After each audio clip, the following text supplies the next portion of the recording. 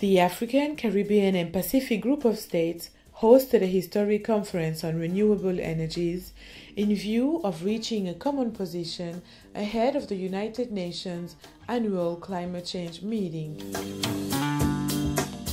Over 100 investors, researchers, entrepreneurs and policymakers from all over the world joined in the conversation on stimulating sustainable use of renewable energy.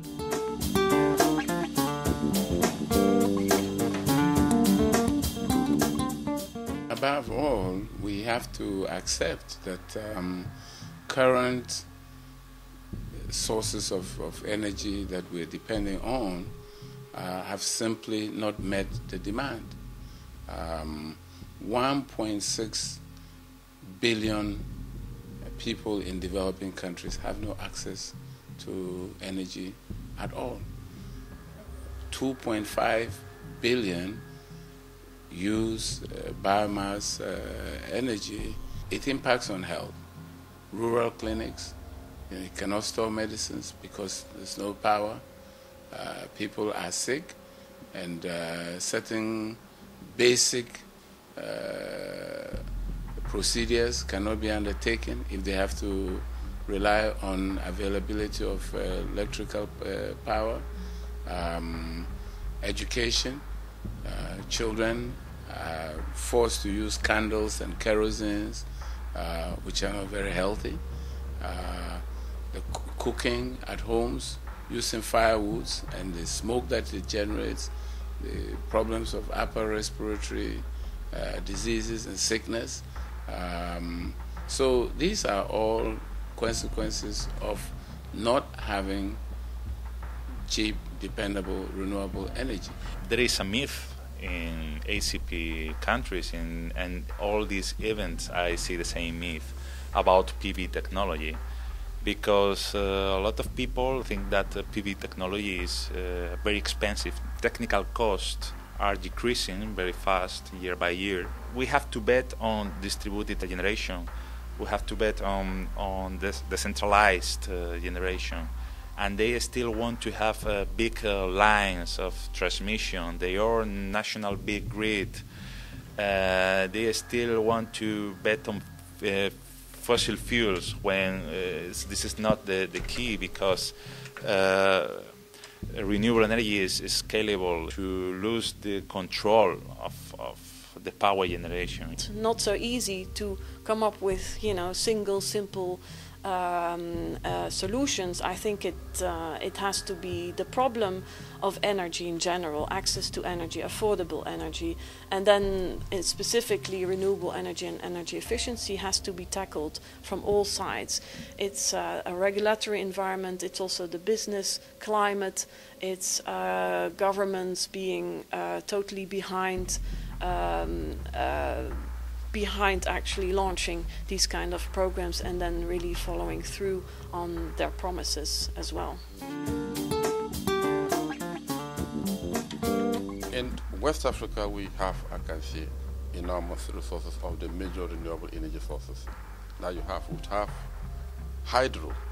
You won't believe it, that we have up to 23,000 megawatts of hydro, of which just under 20% is exploited. You come to bioenergy. 3/4 of the region has the potential to come out with energy resources, but we rely basically on traditional biomass and charcoal, which constitute 80% of the cooking fuel in the region. You come to wind. We have wind in most of the coastal areas with speeds all the way up to 12 meters per second, which is capable of producing enormous amounts of energy to serve the households and industry. But so far, so good, we have only 28 megawatts of wind exploited. And you come to solar. Solar is what we have even in more abundance. We have only 7.5 megawatts of solar installed. This shows that we have opportunity that we are not exploiting. Meanwhile, our people do not have energy. People, even the electricity that we have, mostly is produced from fossil fuels, which is a lot more expensive now than the renewable energy sources. We're just going through a new phase in the country. The first 4 turbines which we built in South Africa, They were done with the help of Danish donor funding. So we could actually create a project which sells to the municipality of Cape Town. So the power purchase agreement is one of the most important things. Now it's changed, and nothing would happen after that until we get regulation from the country. We're already starting now to train people. We're even opening a little school for mechatronics. We have a problem that we don't have the basic knowledge of the people we take on, because we don't have qualified electricians, qualified mechanics. So we have a different way of putting up a program for teaching, which will be in little groups, but it's international accepted. And what we do is we start, and once the turbines are standing, we bring qualified people from that supplier for the beginning, and they train slowly the people for operation and maintenance. And on the developing side, we have engineers or consultants. That's all. That's not a problem. From the EIB's perspective, I can say that for the EIB, both inside and outside the European Union, renewable energy, energy efficiency, which we capture in a term climate action, is of utmost importance. We have money that's available to go into these projects, and so we are very active trying to look for these projects, and where we can also assist these projects with technical assistance. We have two different programs for technical assistance. One is coming from the Investment Facilities Endowment, and the other one is a trust fund, the EU Africa Infrastructure Trust Fund,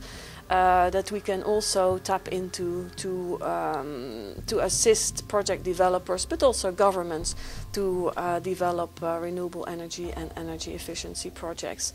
So upstream we can already provide help to develop these projects faster, to provide some of the funding to develop these projects.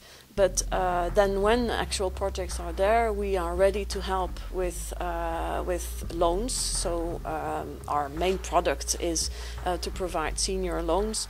But currently we're also trying to look at alternative and innovative approaches, including guarantees and perhaps hopefully also in the future some mezzanine funding to increase the equity in some of the projects, priority projects in this area. What we expect from Durban is that the global community will appreciate that we need to come to some concrete binding commitments. After Durban, we foresee the climate change commitments coming on board. That is what we all hope for.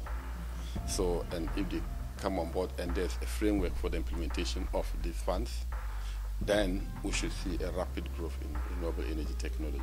So we just hope that the developed partners, that we may call them, live up to their commitments and then make it a reality for renewable energy. In my view, it is a process, and it's very good to have discussions in Durban. It's very good to focus the whole world on this one big priority of greenhouse gas emissions and the fact that we really need to take care of our planet. Per year the sun sends 15,000 times the quantity of energy we need on the whole world, 15,000 times down to the earth. So we just have to turn it into electricity and warmth. Africa and most of ACP countries is a white paper to write a new future on it. So we have the opportunity to push on renewable energies and start